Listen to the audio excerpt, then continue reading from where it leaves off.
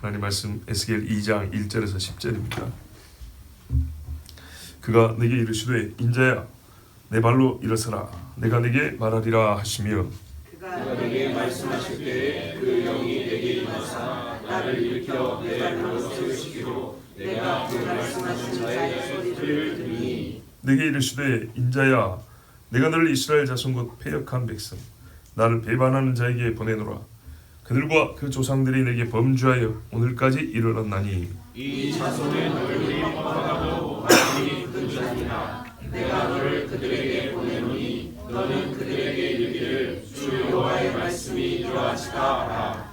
그들은 패역한 족속이라 그들이 듣든지 아니 듣든지 그들 가운데 선지자가 있음을 알지니라. 인자여 너는 비록 가시와 찔레와 함께 있으며 정말 가운데 거할지라도 그들을 두려워하지 말고 그들의 말을 두려워하지 말지어다. 그들은 패역한 족속이라도 그 말을 두려워하지 말며 그 얼굴을 무서워하지 말지어다. 그들은 심히 패역한 자라 그들이 듣든지 아니 듣든지 너는 내 말로 구할지어다. 너 인자야 내가 네게 이르는 말을 듣고 그 패역한 족속같이 패역하지 말고 내 입을 벌리고 내가 네게 주는 것을 먹으라 하시기로. 내가 보니 보라 한 손이 나를 향하여 펴지고 보라 그 안에 두루마리 책이 있더라.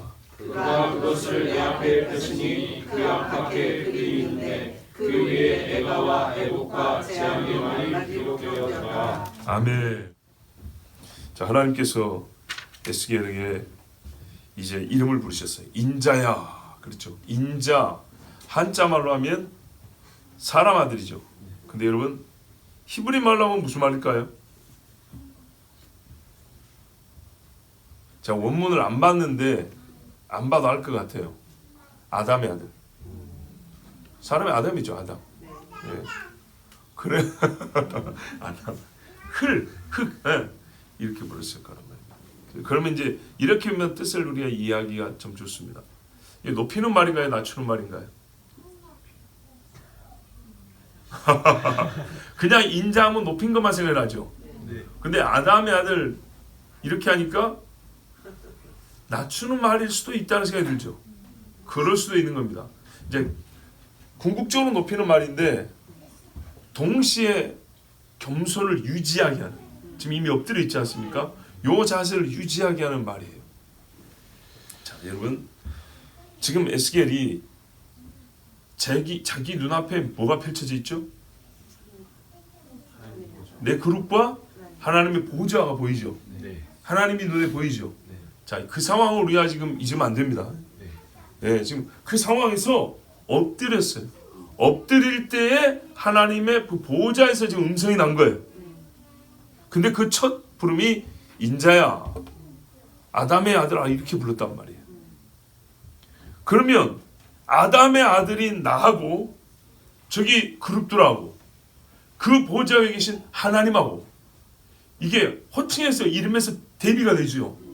그렇죠. 나는 인자라는 존재는 사람의 아들이라는 존재는 이 땅에 있는 거예요. 땅에. 이 땅에서 하나님 앞에 지금 엎드려 경배하는 존재고 하나님을 두려움과 그 영광 아래서 두려움을 가지고 바라볼 수밖에 없는, 아니죠. 눈을 들어 볼 수도 없는 존재라는 거예요. 딱 그 상태에 있는 그에게 너 왜 이러고 있냐? 너 이러면 안 돼. 너 이렇게 안 해도 돼 하고 인자로 부르는 게 아니라 딱 그 상태에 있는 그에게 맞는 이름이 인자라는 거예요. 시편에 말했죠. 저를 천사보다 조금 못하게 하시고, 그죠? 요즘 번역에는 하나님보다 조금 못하게 하시고 이랬는데, 인간을 하나님이 낮추시며 존귀하게 함에 있어서는 그 부분은 낮추시는 부분이란 말이죠. 그래서 천사보다 조금 못하게 하시고 같으면 맞는 것 같기도 해요. 자, 그러나 동시에 이게 존귀와 은총의 부름입니다. 왜냐? 여러분, 인자라는 말을 하나님이 사람에게 너무나 당연하지만 불러준 적이 없습니다. 누구에게 불러줬냐? 다니엘. 다니엘이 한 번 불러줬어요. 인자야 이렇게 한 번 불러줬어요. 모세에게도 안 불러줬어요. 예레미야에게도 안 불러줬어요. 이사야, 미가, 호세아 안 불러줬어요. 에스겔만 인자야 이렇게 93번을 불렀어요. 그 말은 여러분 하나님이 의도하여 불렀다는 뜻이죠. 그죠? 그런데 예수님이 즉 하나님의 아들이 이 땅에 사람으로 오셨을 때 자기를 가리켜 인자라 그랬죠. 요 인자를 대부분 어디서 가져왔냐면 바로 이 에스겔에서 가져온 거란 말이에요. 다니엘서에 한번 가져왔고요. 그러니까 다니엘서에 하나님이 다니엘을 부를 때 인자가 있고, 또 인자가 그 나라를 상속받는다 할 때 별개로 인자가 있어요. 그래서 이 인자가 하나님이 사람을 부를 때 쓰지만은 하나님의 아들 메시아를 부를 때 쓴다는 걸 다니엘서를 통해 알 수 있는데, 이 인자를 제일 많이 쓴 데가 에스겔이란 말이에요. 무슨 말이냐? 에스겔을 당대의 선지자 중에 그리스도의 호칭으로 불려지는 종기를 줬다는 것이고, 또 이 일을 통하여 그리스도가 장차 에스겔이 예표, 인자의 예표가 되어서 인자라 불리는 그리스도가 오셔서 무슨 일을 하실까? 어떤 종기를 입으실까를 에스겔을 통해서 볼 수 있다는 말이 돼요. 우리가 아직 볼 날이 많이 있지만 그래도 한 가지만 짚고 넘어가면, 선지자 중에 성전을 가장 또렷하게 보고 성전이 다시 세워지고 이스라엘이 그 영토까지 회복되어서 그 땅이 소생하는 실제 모습을 본 사람, 제일 자세하게 본 사람이 에스겔입니다. 사막의 샘이 넘쳐 흐르리라는 이사야가 예언했지만 에스겔은 예언뿐만 아니라 자기가 보고 예언했다고 돼 있다고. 봤다. 그 회복된 나라의 실제를 봤다 그랬다고.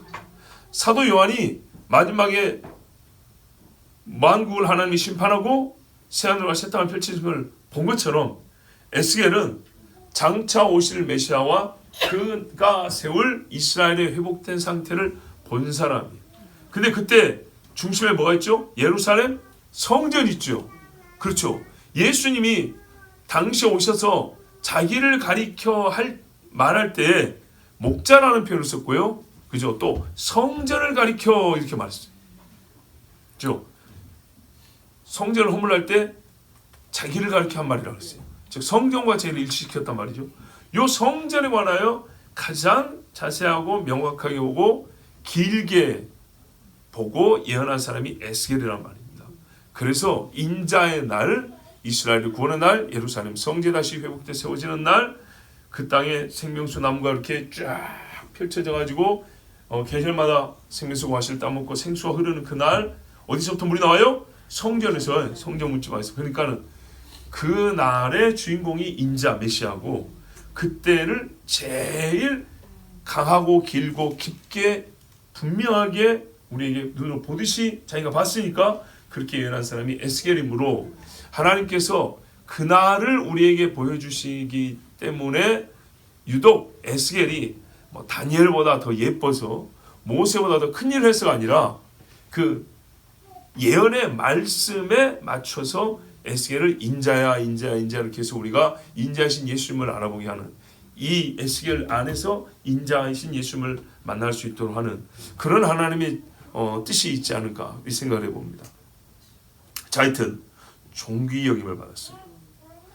자, 이 사람이 엎드려 있었죠. 이 주님이 어떻게 해요? 일어서라 그럽니다. 일어서라. 여러분, 안 엎드린 사람은 하나님이 꼬꾸라뜨려 버리고요, 엎드린 자는 높여줍니다. 이렇게 세워줍니다. 하나님 분명히 그렇게 항상 말씀하셨어요.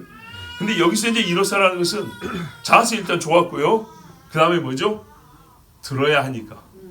엎드려도 듣는 거지만 일어서 듣는 것과의 차이가 있다면 뭘까요? 요 한 1m 차이가 나면 잘 안 들립니까? 보고 들으라. 그것도 말이 되죠. 1m 때문에 우리 앉은 키하고 선 키하고 1m 정도 차이 나는데 그것 때문에 덜 들리고 덜 들리지 않겠죠.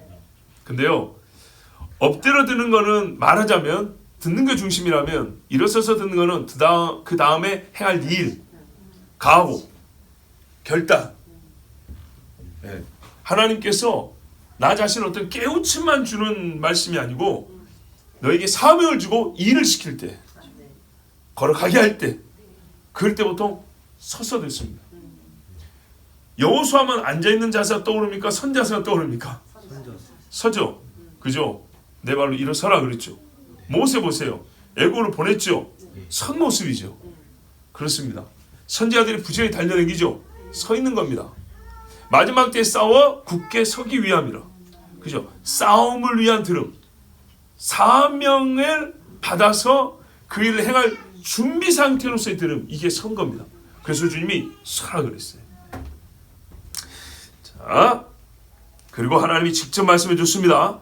하나님의 사명을 받을 때요. 요즘 우리식으로 말하면 어떻게 신학교를 왔어요? 아니 우리 교회 목사님이 가라 그랬어요. 나는 비교적 평범한 사명으로부터 꿈에 하나님이 세 번씩이나 나타났어요. 기도하는 어떤 권사님이 기도만 했다면 나한테 너는 주의 종이 돼야 한다. 안 그러면 너는 폐가 망신할 거다. 어디 이런 사람은 사입이라 그럽니다. 하여튼 그랬거나 옛날 사람들은 사도가 와가지고 기름 부을 때 가슴이 뜨거워지고, 그죠? 온 교회가 기도했더니 같은 소리로 그렇게 감동이 오고, 또 선지자 와서 기름 붓고 말이지. 이런 방법이 있고 천사 와서 이로살 할 때도 있단 말이에요. 그런데 어떤 선지자들은요 하나님이 직접 나타나 말씀합니다. 대표적으로 모세, 그 다음에요 오늘 여기 에스겔, 에스겔. 그 다음에 신약으로 가면 사도들 주님이 직접 불렀잖아요. 바울, 그죠? 그렇습니다. 그런데 여호수아는 어떻게 했어요?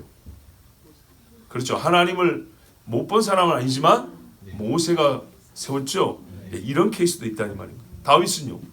믿음 한번 다윗이고 정직하면 다윗이지만 사무엘이 생각지도 못했는데 와가지고 기름 부었죠. 보세요. 그러니까는 직접 하나님이 말씀하고 나는 뭐 사도들이 오고 막 이래가지고 그 사람들의 사명이 질적으로 차이난다거나 권위가 차이난다 이러지는 않습니다.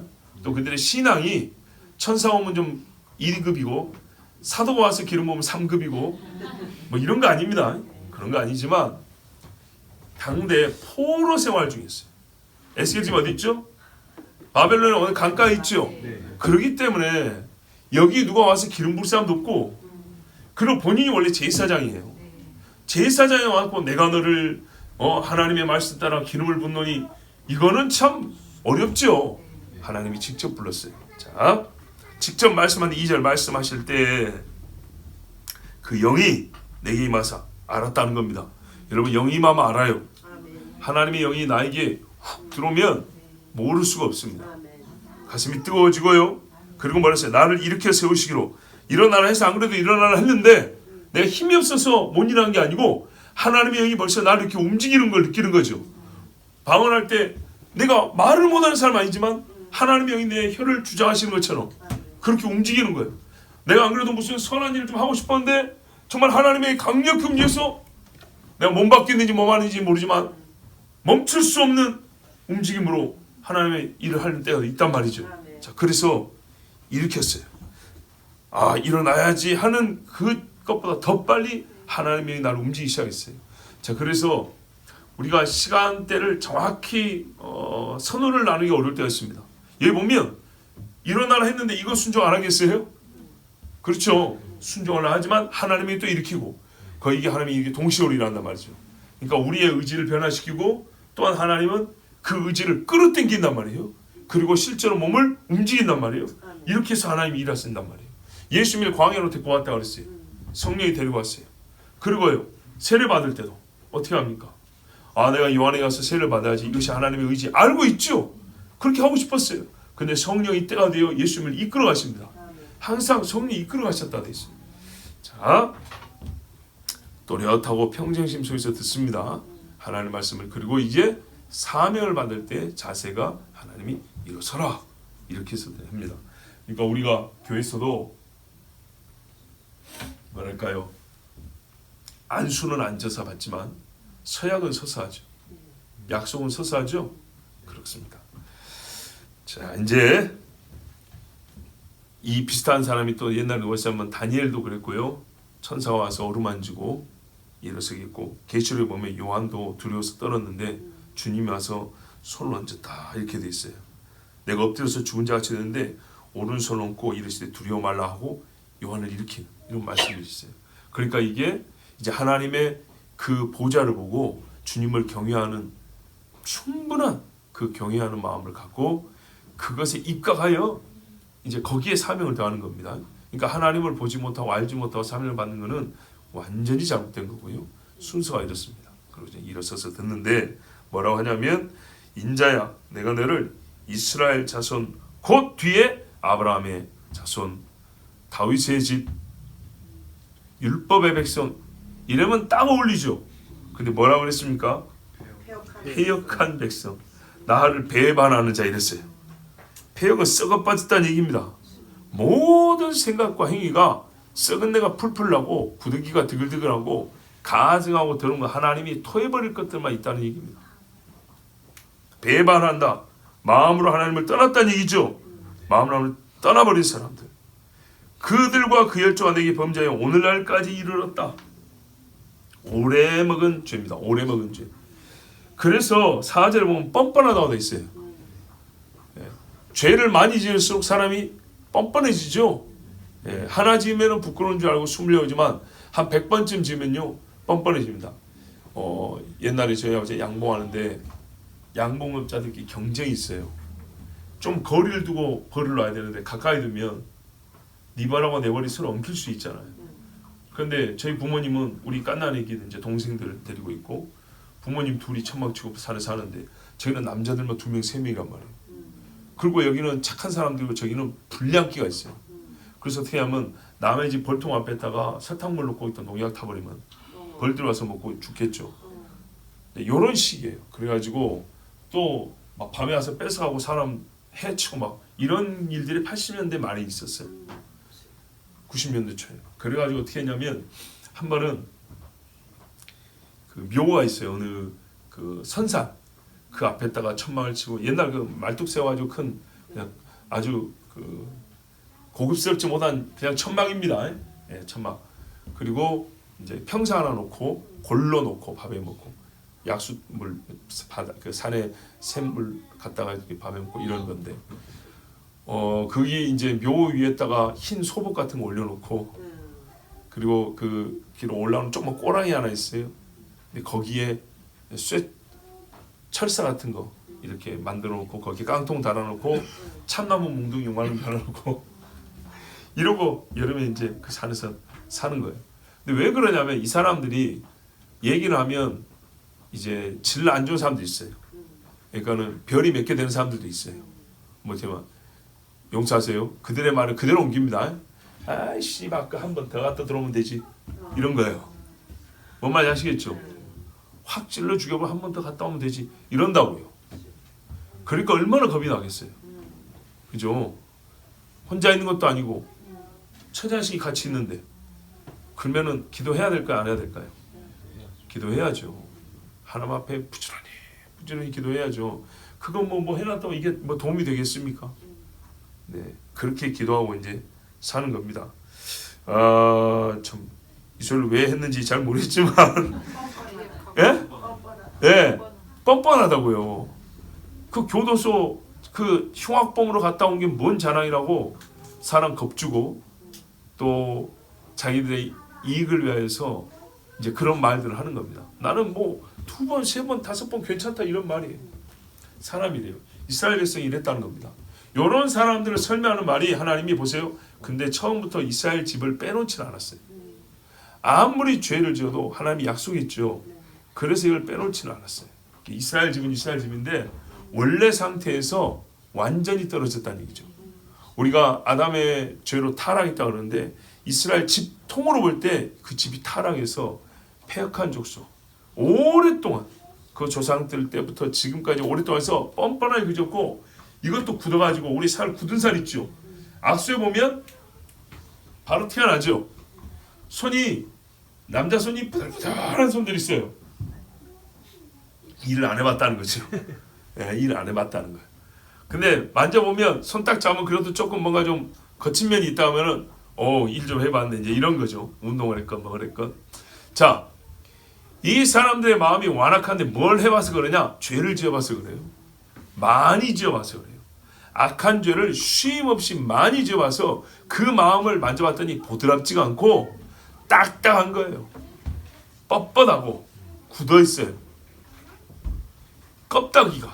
껍데기가 굳은 살이 박힌 것처럼 굳어있다 이 말입니다. 그런 사람들을 패역한 백성 배반하는 자에게 보낸다 했어요. 자, 이 사람들에게 그러면 왜 보내죠? 하나님이 뭐 하라고요? 말하라고. 그죠? 말하라 그러죠. 말의 내용이 있지만 일단 말하라고요. 자, 여러분, 그래서 예언이라 그럽니다. 이 예자가 한자로 두 가지 의미가 있어요. 하나는 미리, 다음이라는 뜻의 예언. 그래서 장래를 말한다 그러죠. 그래서 앞을 본다 해서 선지자, 예언자. 그런 의미에서 같은 뜻입니다. 미리 한다, 미리 본다. 그래서 미리 말씀을 가지고 있다. 그래서 미리 말한다. 예언, 선지. 같은 뜻입니다. 내용상 그래요. 근데요, 예언이 또 다른 뜻인데 그게 뭐냐면 예금할 때 예자라 그랬죠. 간직하고 있다. 이런 말입니다. 그러니까 무슨 말이어야 돼요? 맡았다 이 말입니다. 하나님의 말씀을 맡았다. 그래서 맡은 자 할 때 첫 뜻이 뭐야? 뭘 맡았냐냐? 주님의 금고를 맡았냐? 아니요. 말씀을 맡은 자. 글쎄, 말씀을 맡은 자. 이게 선지자입니다. 그러니까는 요 사명을 하나님이 에스겔에 준 건데 어디에 있는 누구에게요? 바벨론 포로생활 중인 유대인에게. 자, 예언자는 그래서 항상 사명이 뭐냐면 누구에게 무엇을 전하라. 누구에게 무엇을. 그러니까 선지자 노릇을 하는데 기적만 행하는 게 선지자가 아니고요. 선지자는 하나님이 사명을 줄 때 사명의 내용이 뭐냐면 나 여호와가 너 누구를 어디에 있는 누구에게 무엇을 말하라고 보낸다가 바로 하나님의 선지자를 세우는 사명문입니다. 아시겠죠? 수요. 선지자로서 이 파송장 같은 거. 그 내용이 바로 어디에 있는 누구에게 무엇을입니다. 자, 지금 갈대아 땅에 포로로 잡혀있는 이스라엘에게 보내는데 그들을 하나님이 부른 호칭이 에스겔론의 인자고 이들은 패역한 족속이다 이랬습니다. 이스라엘 자손 이스라엘 집을 했기 때문에 하나님이 약속을 잊지 않았다는 거예요. 그러니까 이게 우리가 말 한마디씩 읽을 수 있는 게 이거예요. 아, 하나님이 이스라엘 집이라는 약속을 본인은 깨지 않으셨기 때문에 여전히 이스라엘이 아닌 그들을 이스라엘 집으로 보시고 이스라엘 집으로 세우시려고 지금 보내시는구나. 그러면 지금부터 하나님이 주시는 말씀은 뭐냐? 잘 보세요. 자동차도 말입니다. 30년 썩어 빠진 것을 싼 값에 사다가 완전히 새 것으로 고치는 사람도 있어요. 가끔 인터넷 영상 보면 그런 거 나오죠. 막 200년 된 칼 새 칼로 만들고 100년 된 땅에 처박힌 총 하나 찾아가지고 그 고물을 아주 새 총으로 만드는 요런 복원하는 사람도 있어요. 보세요. 사람을 복원하는데 무엇이 필요한가? 어떻게 사람을 복원시키는가? 민족을 복원시키는데 하나님이 어떤 방식으로 하는가? 이걸 잘 보셔야 된다고요. 그런 의미에서 여러분, 선지자들의 소위 사역의 성과가 요즘 우리 현대인들 표현으로 100%는 못 됐어요. 쏟아본 거 100%는 못 됐지만 결과는 하나님께 맡기고 그 사역의 내용은 정말 민족을 살리려면 주님이 선지자를 세워 보내실 때 그 부분을 잘 읽으면 알 수가 있어요. 누군가 자기를 자칭 선지자라 한다든지 선지자적 사명을 감당한다고 할 때 과연 주님이 선지자를 세운 분이 하나님이신데 하나님이 선지자 아닌 자를 선지자로 세울 때 어떻게 세우는가를 보세요. 예식의 순서를 보라는 게 아니라 그 본질, 하나님이 무엇을 위하여 누구에게 어떻게 하라 했느냐, 그 일을 하기 위하여 주님이 그에게 준 것은 무엇이냐, 이것들을 잘 봐야 되고요. 그거를 바르게 수행하면 그를 선지자라고 부를 수 있는 겁니다. 아시겠죠? 자, 이스라엘 되게 하는데 뒤에 붙으면 안 되는 말들이 붙었어요. 패역한 족속, 또 뭐죠? 배반하는 자, 배역하는 자들입니다. 원래는 이 말이 붙으면 안 되고 약속의 자식, 율법의 백성, 아브라함의 후손, 언약의 자녀들 이렇게 불러야 되는데 전혀 붙을 말이 아닌 것들 붙었죠. 이 뒤에 것들을 빼고 원래 것을 찾게 하는데 우리 주님이 에스겔이라는 사람을 보냅니다. 반드시 하나님은 프로그램이 아니요, 조직이 아니요, 사람을 보냅니다. 사람을 보내고 그들에게 먼저 하시는 말씀이 뭐냐?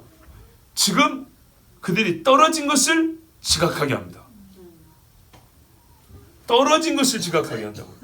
이게 참 중요합니다. 오늘 우리나라에 아주 엄청난 진짜 역사적인 사건이 있었습니다. 어떤 면에서 현재 진행형인 사건이죠. 이에 대하여 신앙인으로서 이 나라 국민으로서 또 나름대로 논평할 말이 있습니다. 그런데 지금은 목사로서 제가 한 5가지 정도 정리를 해왔는데 이건 뭐냐면은 왜? 라는 질문입니다. 예. 법리적으로 어찌든 이거 빼고 왜 이런 결과가에 대한 그것에 대한 나름대로 제작리 정리인데 그 중에 하나 참 하고 싶었지만 조금 이른 시간에는 오히려 잘 안 들릴 것 같아서 말을 못했던 이제 와서 하는 말 그게 뭐냐 여러분 여러분의 각기 마음속에는 어떤 생각들을 이렇게 어느 소위 판지는 알 수는 없지만 우리가 신앙을 지키기 위해서 자유민주주의적인 우리 종교 아니 정치 체제를 지켜야 한다 이런 입장으로 봤을 때 왜 이게 지금 위기에 빠졌는가? 이 대통령 탄핵이 이게 참 진짜 위험해 진짜 지금 뭐랄까 본격적으로 위험해지는 잠재되었던 것들이 이제 실제화되는 그런 문이 열린 거 아닌가 이렇게 생각할 때 우리가 놓친 게 하나 있어요. 그게 뭐냐 여러분 드러나게 공산적인 드러나게 반민주적인 그들만 다 잘못했을까요? 그거 아니죠. 무슨 말이냐면 상대를 잘못되게 만들고 나를 의롭게 만들어야 기도할 것도 있고 우리가 일하는 명분이 있는데 제일 부정한 게 뭐냐면 그냥 이 나라의 죄가 아니고요. 내가 지지하는 자의 죄가 있어요. 내가 감추고 싶은 죄가 있어요.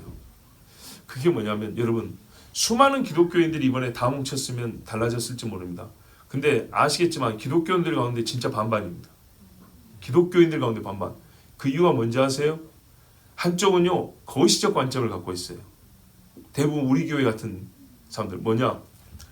이거는 파당의 문제가 아니고 국가 전체가 어떤 정치 체제를 갖느냐에 따라서 우리의 신앙을 지킬 수 있느냐 또는 신앙의 자유와 선교의 자유를 비롯해서 하나님의 말씀을 우리가 행하며 예배의 자유를 계속 유지시켜 나가느냐 뭐 이런 문제로 보는 사람이 있고요.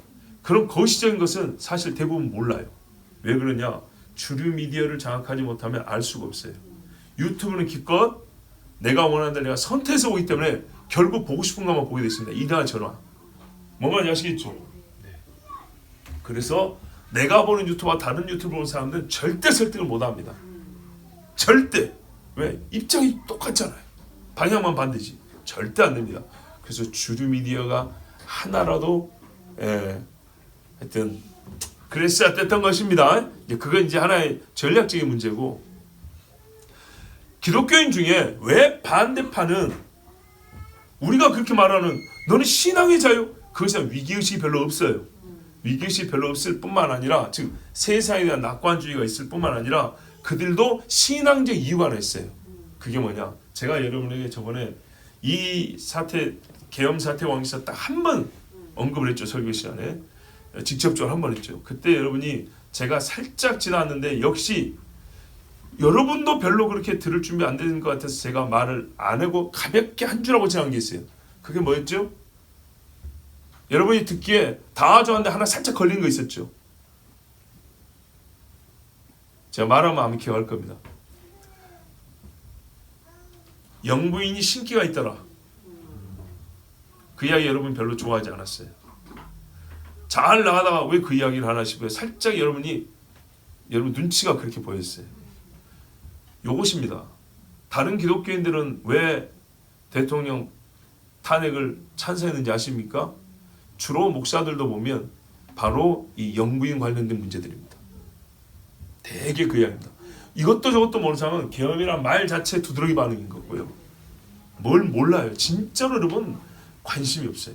그래서 그렇고 조금 관심 있는 그리스도인들이 그래도 나는 탄핵 찬성이야 했던 사람들이 왜 그러냐? 거시의 문제 아니고요. 미시적인 문제예요. 하나하나 따지면 미시적이니까는 자질구레 따지면 도찐개찐이에요 다. 예. 그렇기 때문에 좀 거시형 관점에 봐야 되는데 그걸 못 봐요. 그나마 그 중간쯤 수준에서 보고 끝까지 그래도 나는 신앙적이야 했던 게 뭐냐면 그럼 귀신을 섬긴 사람을 나라의 지도자로 두라고? 이랬을 때 할 말 있어요 없어요? 할 말 없죠. 그래서 어린아이들이 학교에서 성경학교에서 성경을 배운다는 말은 이세벨이네요 소리가 그래서 나오는 거예요. 이 부분에 대해서는 세이브 코리아든 뭐든지 간에 정확하게 인정을 했어야 되는 거예요. 이것만 외친다고 되는 게 아니에요. 하나님이 어디 있습니까? 하나님이. 기도한 제가 옛날에 우리 동생이 이제 말이 나와서 말인데 진짜 나는 저보다 훌륭한 목사님들이니까 제대로 좀 선지자 노릇 했으면 좋겠어요. 기도회라고 뭐 했으면 기도회만 하라고. 기도회만. 별의별 연사들 다 부르고 앞에서 무슨 뭐 막 퍼포먼스 이런 거 하지 말고 사람 공을 하지 말고 기도회라고 이름 붙였으면 순수하게 예배하고 기도만 하면 되는 거야. 예? 목사들로 나와서 설교를 시켜놓으면 다른 정치평론가들을 할 수 있는 유튜버들을 할 수 있는 똑같은 얘기에서 반복하지 말고 목사들은 설교를 하면 되는데 본문 읽어놓고 유튜버들이 하는 이야기를 똑같이 하고 있어요. 그래서 제가 굉장히 실망이 큽니다. 예? 우리 방파제든 세이브든 간에 하나님 앞에 나라를 위해서 기도한다고 했으면 사실 평상시 기도하는 사람들 많고 3시간 기도시킨다는 굉장히 어렵죠. 그러니까 중간중간에 이런 순서 저런 순서 많이 넣는데 시간을 줄이더라도 목적에 맞게 정확하게 선지자적 사명을 다하려면 모여서 정확하게 예배하고 우리 교회 기도회를 광장으로 옮겨놨다고 생각하고 그렇게 기도하면 된다고요. 그런데 거기에 목사들은 유튜버가 하는 소리를 성경 읽고 그거 하고 있고 또 비슷한 사람들 계속 올라와서 또 똑같은 이야기 하고 있고 그리고 내가 좋아하고 지지하는 정치자를 막 외치고 구호 외치는 거기서 힘은 나죠. 으쌰으쌰 힘은 나는데 분위기는 업되는데 하나님이 과연 그 기도를 기뻐 받으시겠냐? 솔직히 회개도 뭉뚱그리잖아요. 이 나라의 죄 하면 그 사람들 죄만 생각하잖아요. 근데 여러분 아십니까? 다윗 당시에 좋았던 것도 다윗 때문인데 나라가 괴로웠던 것도 다윗 때문이에요. 인정해야죠. 저는 항상 그래서 여러분 저는 치우친 사람이라고 보면 좀 억울합니다. 나는 성경대로 보자는 거예요. 성경대로. 분명히 제가 그랬죠. 여러분. 신기가 있다고. 있어요. 나 예수 믿는 양심으로 볼 때 딱 사람 얼굴 보고 눈 보면 이 영들이 이게 보이는데 뭐 속이 보인다는 게 아니라 눈동자 보면 보인단 말이에요. 신기가 있어요. 부정할 수가 없어요. 그리고요. 한 달쯤 전인가 저한테 문자가 길게 왔어요. 여러분도 받으셨을 거예요. 이런 것도 저한테 좀 물어보시면 좋은데 윤석열 대통령 교도소 구치소에서 회심하여 대국민 편지를 써보냈습니다. 받아보신 분? 못 받아보셨어요? 딱 윤 대통령 말투예요. 그리고 내가 어떻게 구치소에서 성경을 읽고 있으며 어떻게 회심해서 그리스도는 누구이며 아주 그냥 이렇게 장문을 편지했어요. 우리 작은아버지가 굉장히 우파이잖아요. 그래서 우리 작은아버지가 저한테 보내왔어요. 처음에 읽고 할렐루야 이거 답장 하나 그냥 그리 보냈어요. 뭔가 좋으면서도 좋아하면 안 될 것 같은. 다시 읽어보고 다시 읽고 우리 청년들하고 다시 봤어요. 우리 식구들한테도 얘기했어요. 이게 여러분 광명의 천사로 가져간다 그러죠. 항상 그래서 내가 어느 쪽에 빠지면 우리 쪽은 다 옳고 우리 쪽 허물은 보지 아니하고 여기서 지어지는 죄 우리가 거울을 시하고 거울을 맞힌다 해도 죄가 바람이 송송 드러나는 죄 이걸 항상 조심해야 하는데 꼭 운동하는 사람들이 이런 데 약해. 한번 왜 스스로 브레이크 잡는 것 같거든요. 스스로 판 깨는 것 같거든요. 찬물 끼얹는 것 같거든요. 그래서 이 좋은 분위기로 훅 하면 이 분위기가 훅 하면 이길 것 같죠. 그런 식으로 되는 게 아니라니까 하나님의 일은. 그 편지 받고 좋아하는 사람이 한두 명이 아니에요. 으쌰. 윤 대통령이 교도에서 회심을 했다. 와 이제 하나님이 우리나라를 천만의 말씀. 제가 보니까 그거는 윤 대통령의 말투 중에는 누군가가 소위 기독교인들을 결집시키고 우파들이란 사람들의 마음에 들게 쓴 글처럼 보였어요. 왜냐? 성경 한 번 읽었다고 그렇게 일목요연하게 한 50년 믿은 사람처럼 그게 나올 수가 없어요. 아시겠죠? 우와! 글 쓴 거 보니까 진짜 회심했나 보다. 그게 아니고 남이 쓴 거예요. 남이 쓴 거 그런 거는. 근데 거기 좋아가지고 그냥 여러분 지각이 있어. 그래 지각이 있어. 저는 우리 식구들한테 한 번도 기각이나 각하된다고 말한 적이 없어요. 교인들한테만 어려워서 말하는 게 아니라 우리 식구들한테도 말한 적이 없어요. 판단은 일이 이렇게 되고 저리 되고 있으면 이것은 옳고 이것은 그러다 하면서 한마디씩 우리 청년들이나 우리 식구들이 한 말 있지만 결과에 대해서 말한 적이 없어요. 왜? 사람의 악랄함이 어떻게 하고 마귀 하는 짓이 어쩔지 모를 때 오늘 같은 일이 벌어질 수 있다고 생각을 했어요. 그래서 오늘까지 말 한마디도 안 했어요. 근데 보세요. 이렇게 너무 그냥 으쌰으쌰한 사람은 8대 4대 4, 5대 4 막 이러면서 그게 뭔 소용이냐고요. 떠들어봐야. 판단은 내가 내리는 게 아닌데. 그렇죠? 이게 우리의 정치 생활이면서 신앙생활입니다. 신앙생활이 성경적 사고가 약하면 그냥 이쪽이나 저쪽이나 혹한다니까요. 제가 처음부터 옛날에 대통령 선거할 때 그랬어요. 우리 부모님이 니는 그쪽이냐 이제 조금 거시기. 내 말을 잘 들으십시오 아버지 어머니.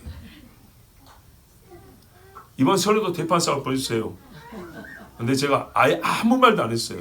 어머니가 걱정하더라고요. 설이 즐거워야 되는데 부모 자식 간에 싸움 날까 봐. 그래서 우리 절대 부모님 그거 말한다고 설득될 문제도 아니고 서로 싸울 일도 아니고 공경하고 같이 예배 드리고 오면 된다. 이제 그랬어요. 그리고 아무 일 없이 잘 갔다 왔는데 보세요. 처음부터 제가 그랬어요. 윤 씨는 공이고 이 씨는 독사입니다. 솔직히 나는 뽑을 사람이 없는데 국민으로서 둘 중에 하나를 선택해야 한다면 나는 그랬어요. 곰이나 독사나 좋은 게 있습니까? 사실 없죠. 새끼 빼앗긴 앙콤에서 도망쳐 왔더니 집에 벽을 짓고 휴회 때 독사가 물었다 그랬죠. 성경 그대로란 말이에요. 여러분 우리가 거시적으로 보면 예수입니다. 이유가 있어요. 우리 신앙도 지켜야 되고 자유민주주의 정치 지켜야 되겠죠. 그죠? 그런데 하나님이 이제 모릅니다. 다 끝난 건 아닙니다. 진짜로 여러분 이 나라가 이제 하나님 앞에 회개하고 제대로 기도하면 무슨 말이냐면 하나님이 자유민주주의를 지킨다면 신기 없는 사람이 지키면 더 좋겠죠. 그죠? 대통령 선거가 있습니다. 이제 진짜 하나님 앞에 우리가 이제 성경에 뭐랄까요? 우리 신앙 밑바닥으로 내려가서 기도해야 합니다. 그리 아니하실지라도 우리가 기도할 때 좀 알고 이제 기도를 좀 해야 됩니다. 어느 한 사람의 인물을 붙들고 하지 말고 진짜 신앙을 위한다면 신앙을 붙들고 기도를 해야 한다고요. 성경적인 신앙의 기초를 붙들고 기도를 해야 된다고. 우리가 감히 뭐 다른 사람이 제 말을 안 들어주니까 나는 부르지도 않아요. 그래서 나는 우리 교인들한테만큼은 내가 오늘 이 정도는 말씀드릴 수 있어요. 뭐 나머지 거는 뭐 나중에 사적으로 하더라도 하여튼 우리 믿는 사람으로서 선지자를 보냈잖아요. 선지자를 그죠? 패역하고 뻔뻔한 백성 다윗의 집에 나단이 갔다니까요. 요한만 잘못한 게 아니라고요. 다윗 때문에 어떻게 됐습니까? 나라가 완전 박살이 나버렸죠. 이거 부정할 수 없습니다. 절대. 솔로몬 때문에 찢어졌지. 그죠? 그러니까 우리가 진짜 좀 정직하게 봐야 됩니다. 예, 이쪽에 찌라시 다 있어요. 다 있어요. 예, 자 여기까지만 하겠습니다. 그러니까 우리 이제 제 말의 의도를 아시고 들으셔야 됩니다. 예, 뭐 또 괜히 끝나고 나니까 뭐 자기가 무슨 뭐 또 대단한 뭐 지각이 있어 그런 게 아니고 우리 식구가 여기 있으니까요. 우리 아들도 있으니까 진짜로 집에서 결과에 대해서 말한 적이 없습니다. 죄악된 세상에서는 정말 깜짝 놀랄 일이다. 예. 자, 이 사람들이 뻔뻔하고 마음이 강팍한 자라 그랬어요. 내가 그들에게 너를 보낸다 그랬습니다. 그들에게. 여기서 한 말씀만 죄송합니다. 개인적인 이야기. 코로나 때 제 입으로 이런 말 했어요. 이번 라운드는 아니다. 다음이나 다다음 라운드는 하나님이 나도 써주실 수 있을 것 같다. 이제 그런 말을 했는데 모르겠어요. 다음에는 하나님이 기회를 주실란지. 자, 이 사람들이 왜 본을 받아야 되냐? 강팍한 사람들이기 때문에 그랬죠. 얼굴이 뻔뻔한 사람들이니까 하나님이 보낸다고 했어요.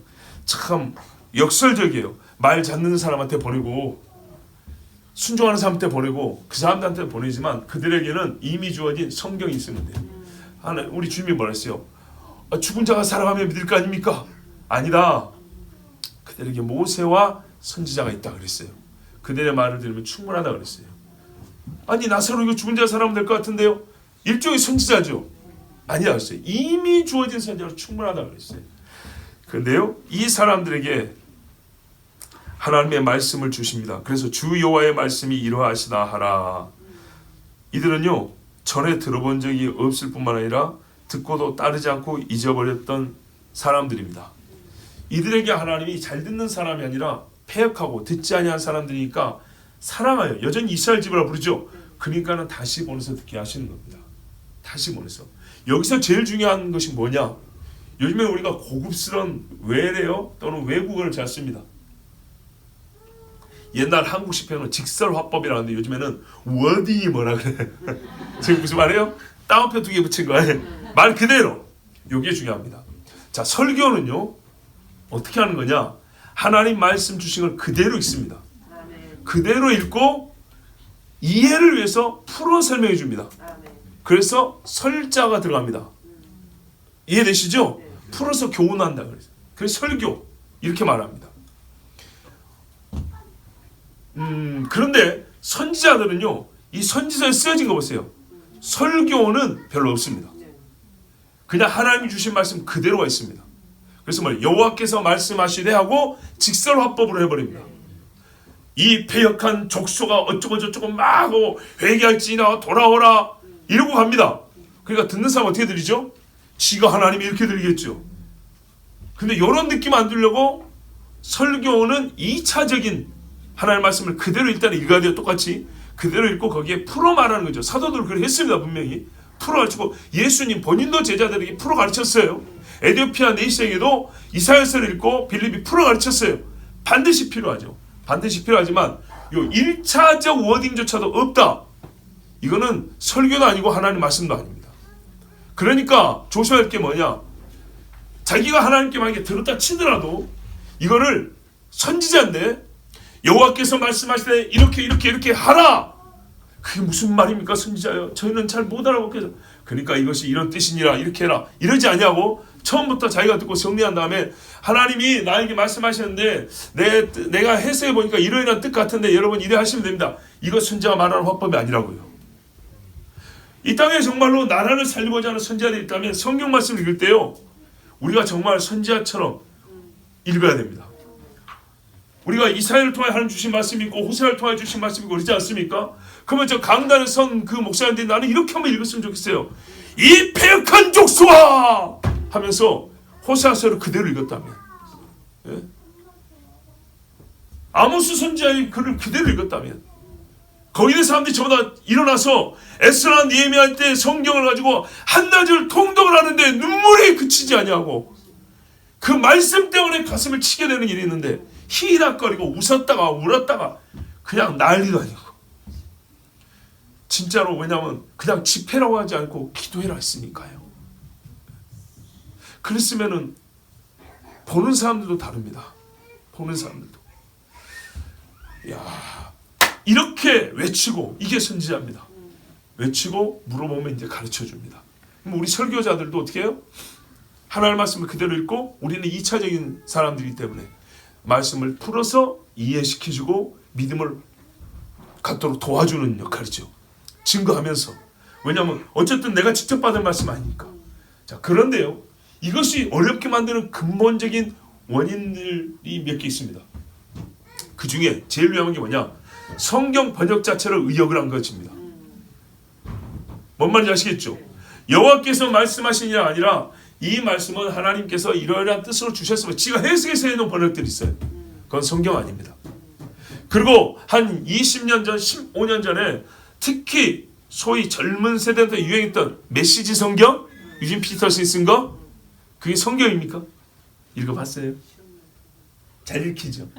감동적이죠? 그래 속는다는 거예요. 여기에 보면 너는 나의 뜻을 전하라, 메시지를 전하라. 아니, 그 말이 아닌가요? 다르다니까요. 그래서 요즘 쓸만한 워딩이 중요하다고요. 그거 한 말 그게 뭐냐고요? 예? 가라 그랬습니까? 가는 것이 좋다 그랬습니까? 아니, 말하자면 이게 분명해야 되죠. 그런 거예요. 요즘에 사람들이 감정 표현할 때도요, 어떻게 해요? 기분이 어떻습니까? 예, 참 좋습니다 이래야 되는데 좋은 것 같아요. 뭐 남 이야기 합니까? 남 이야기 하냐고요. 지나치게 예의 바르고 말이 엉망진창이 되어버렸어요. 결제한다고 그래, 계산하죠. 그럼 옛날에 직원들이라서 뭐랄까요? 예, 계산하겠습니다 또는 결제하겠습니다 이래죠. 근데 지금은 그렇게 말하면 기분 나빠한대요. 그게 뭐가 기분 나쁘죠? 매우 담백하잖아요. 반말했습니까? 아니죠. 근데요, 결제 도와드릴게요 이래야 된대요. 뭘 도와줘요? 도와주기는 결제하지. 예? 그쵸? 쓸데없이 존칭을 붙여서 존대받기를 원해요. 말만 길어졌지 달라진 건 않고요. 그러면 다른 사람한테 실제로 예의 바르게 하든지 친절하게 하든지 아주 싸납고 매섭고 차갑게 하면서 그런 말들은 방송에서부터 가지고 그냥 막 불필요하게 오빠 왜도 안 맞게 막 높여주고 병원에 가면 참 이상한 소리를 듣습니다. 우리 간호사들도 있는데 뭐 해야 돼요? 뭐만 하실게요. 뭐만 하실게요. 이게 뭐예요 도대체?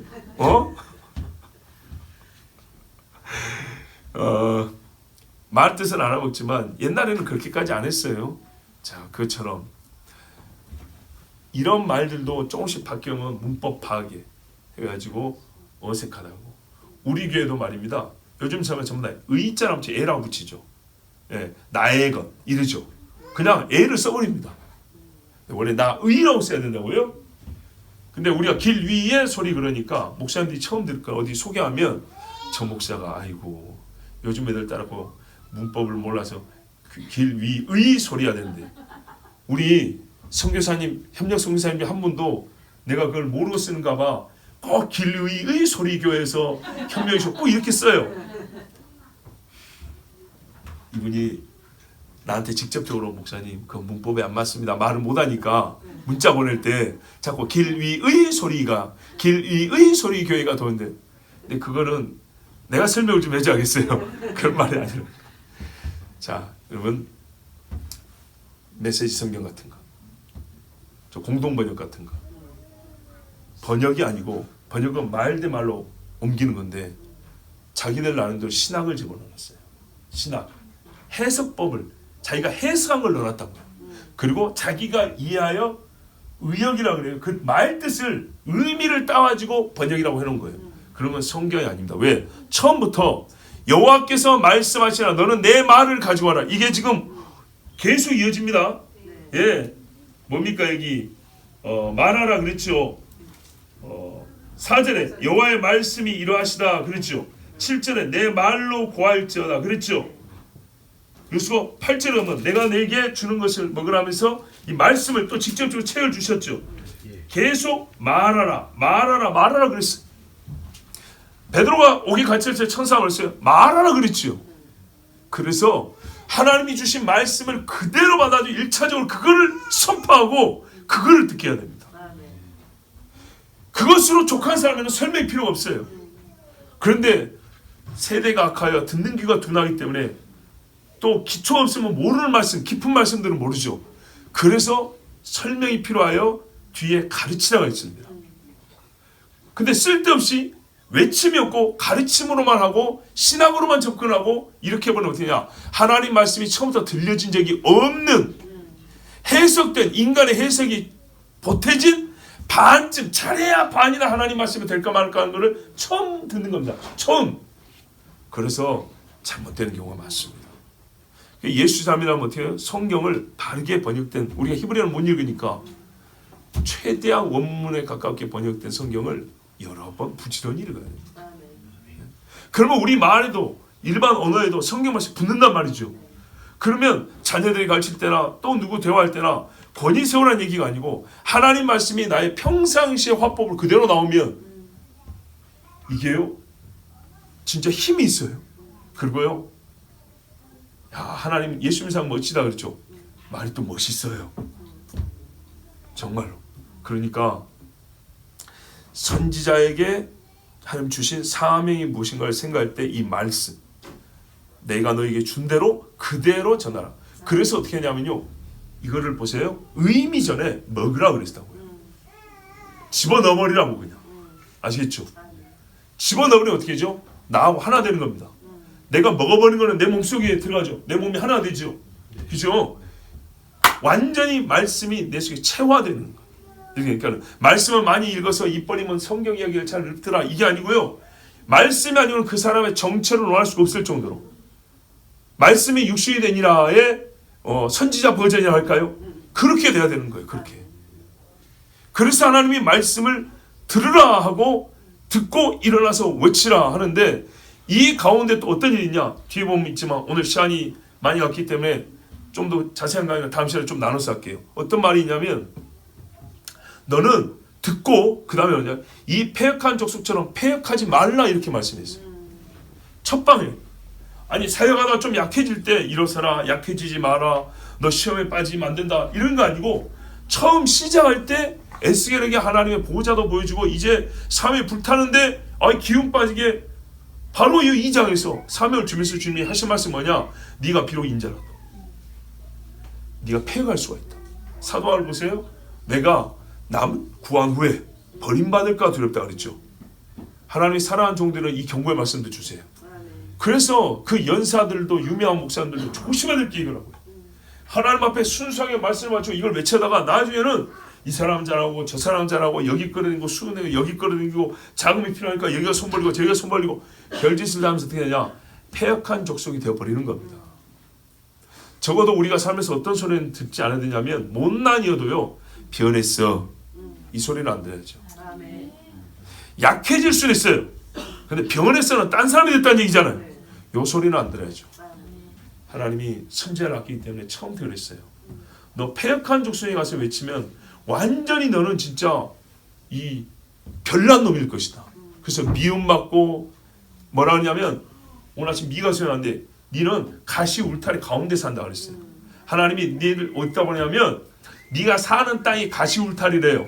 그러니까 문 열라도 여기도 가시고 저기도 가시고 자빠져 누울래도 가시고 위로 좀 올려봐도 가시고, 케이지 뭐지, 우리 가시로만 돼 있는데, 찔레로만 돼 있는데, 이 가시가 조그만 가시는 살짝 긁어요.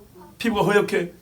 센 가시는요 찢어서 실핏줄이 터져서 진짜 실같이 피가 쭉 나죠. 깊은 거는요 살이 벌어져요. 뼈를 찔러요. 예수님이 이게 머리에 썼던 가시와는 뼈를 찔러서 이렇게 긁어, 뼈를 긁어요. 뼈를. 가끔 해골들 유골 발굴해 보면 뼈가 긁힌 해골들이 있어요. 그럼 뭐죠? 호랑이나 짐승이 물어갖고 뼈까지 물어갖고 이렇게 이빨로 끄어버린 것들, 그럼 뼈에 긁힌 자국이 있어요. 칼 맞은 시체들. 그리고 이제 아는 거예요. 예, 과학수사 한다고 할 때 그 뼈 모양을 보거나 뼈가 삐뚤어졌거나 긁혔거나 깨졌거나 이걸 보고 어떻게 죽은지를 아는 거죠. 그리고 뭐냐면 가시 정도가 아니라 전갈에 우리 속에 던져진 것 같다. 자, 구덩이에 전갈이 드글드글한데 거기다 던져졌다고 생각해보세요. 선지자가 가서 외쳐야 될 세상이 이런 세상이라고요. 그러니까 죽거나 아니면 살거나, 아니 사실 죽는다고 봐야죠. 그런데 그 환경을 스스로 좀 좋게 만들어가지고 들어가면 되겠습니까? 그러면 선지자 노릇 포기해야 되는 거죠. 그래서 그 선지자의 모양은 갖고 있지만 그 어려운 환경을 좀 극복하고 만회해보려고 하다가 패역한 족속 비슷하게 가는 겁니다. 정갈의 수가 줄면 좋죠. 가시가 좀 몇 개 꺾이면 좋죠. 누가 거기 매트리스라도 좀 깔아주면 좋죠. 가지치기라도 좀 해주면 좋고. 그러다 보니까 패역한 성품을 닮아갑니다. 그리고 자기도 모르게 보세요. 주변에 나를 경계해 줄 사람이 없어요. 그래서 선교사들 중에도 타락한 사람이 많은 겁니다. 의외로 한국의 목회자들보다 비율적으로 보면 왜 그러냐? 감독자가 없어요. 볼 사람이 없어요. 여러분 농담이 아니라 선교사들 중에 수요예배 드는 사람 몇 명인가 한번 조사해 보세요. 금요기도에 꼬박꼬박 지키는 사람, 새벽기도하는 선교사들 몇 명인가 한번 물어봐 보세요. 대사용하는 것 같지만은 그런 사람도 있어요. 정말 고생하면서 있지만 자기의 경건을 위하여 시간을 정해놓고 하나님 앞에 기도하는 시간이, 여러분 세상 어딜 가나 한국 목회자는 만나가 없답니다. 그런데도 이 모양인데 우리가 하나님 앞에 너도 패역할까 두려우니라. 그래서 하나님이 원하느냐면 잘 보세요.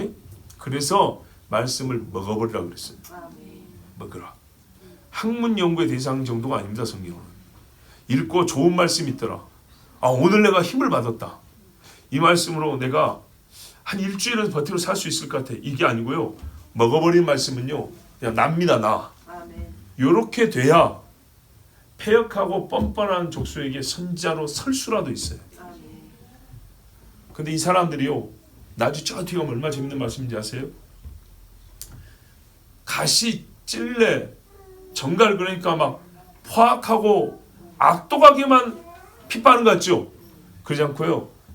뒤에 가면 이들이 교묘하게 말합니다. 저기 에스겔 33장 정도 뭐라 하냐면 에스겔의 말은 정말 아름답더라.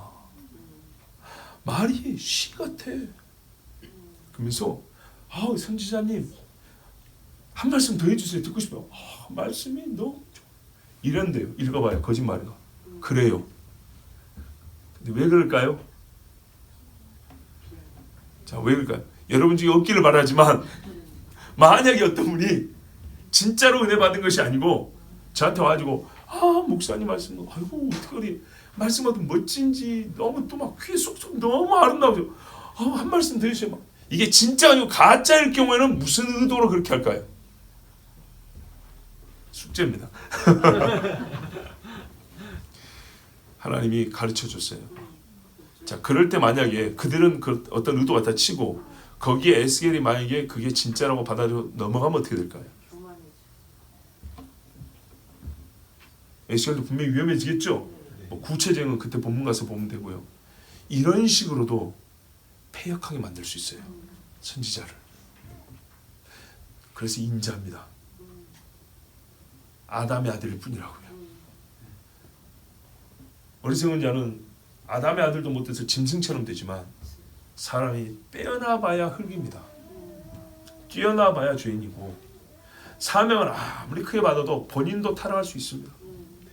그래서 서로와 서로에게 경계를 세워줘야 되고 울타리가 되어줘야 되고 그리고 기본적으로 뭐라고요? 너는 말씀을 받고 일어서고 가서 내가 내 말 준 그대로 외치라고 했잖아요. 이 첫 단추, 이 첫 걸음이 바로 되지 않으면 이 패역할 위험성도 그만큼 커지는 겁니다. 그렇기 때문에 여러분 설교하는 목회자인 저 같은 사람 그리고 말씀을 지금 똑같이 보고 듣는 여러분들도 내가 하나님의 말씀을 하기로 선택을 하고 어떤 그런 계기가 주어질 때는 첫 번째로 어떻게 해요? 있는 그대로. 그래서 암송하는 것도 중요하고요. 성경을 늘 지참해서 중요한 자리에서 펴서 읽고 내가 미리 준비 못했더라도 때로는 하나님이 평은 오늘 필요한 말씀 주십니다. 그렇게 해서라도 하여튼 말씀이 우리에게 늘 함께 있어야 되고 주신 말씀 그대로 먹어서 그 말씀을 꿀이 이 속에 들어간 화분을 먹고 다시 나오는 것처럼 다른 꿀로 나오는 것처럼 내가 하나님의 말씀을 먹고 정말 꿀수에 같은 말씀을 다시 개어넣을 수 있도록 들을 수 있도록 우리 그렇게 해야 되겠습니다. 여러분 나라가 망하지 않았습니다. 많이 우리 죄를 생각하면 울어야 되지만 우리에게는 소망이 있습니다. 결론이 나 있다면 하나님께서 북한에 가서 교회를 세우게 하신다는 약속이 나는 확실합니다. 그렇다면 그 과정도 하나님이 주장하시고 인도하시는데 패역한 백성에게 선지자를 보낸 것처럼 하나님이 반드시 나는 그리 할 줄을 믿습니다. 다만 여러분 우리는 먼저 알았기 때문에 이 말씀대로 기도해야 합니다. 우리 잘 함께 기도합니다. 하나님 아버지 오늘 우리는 기가 막힌 이야기를 들었습니다. 어느 편에서는 환호하고 어느 편에서는 가슴을 치고 어느 쪽에서는 법적이다, 합리적이고 합법적이다, 법리에 맞다, 어느 쪽에서는 지나치고 맞지 아니하다 합니다. 어디를 보나 일리가 있습니다.